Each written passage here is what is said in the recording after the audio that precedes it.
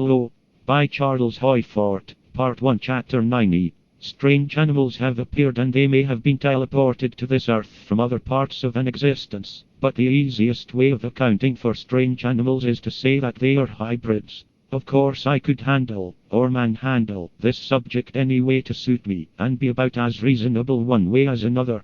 I could quote many authorities against the occurrence of bizarre hybrids, leaving hard to explain, in terms of terrestrial origin, strange creatures that have appeared upon this earth.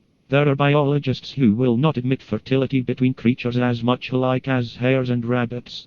Nevertheless, I think that there have been strange hybrids. The cow that gave birth to 2 lambs and a calf. I don't know how that will strike all minds, but to the mind of a standardized biologist, I'd not be much more preposterous if I should tell of an elephant that had produced 2 bicycles and a baby elephant. The story is told in the Toronto Globe, May 25, 1889.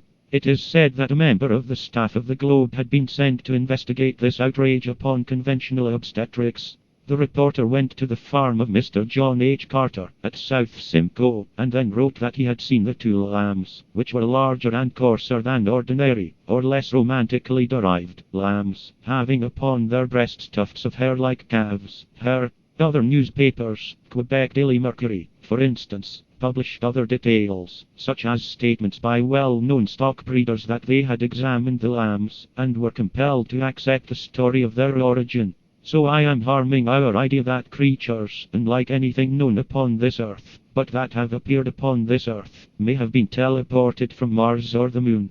But I am supporting our general principle that, whether in biology, astronomy, obstetrics, or any other field of research, everything that is, also isn't, and that everywhere there are data, partly sense and partly nonsense, that oppose established nonsense that has partly some sense to it.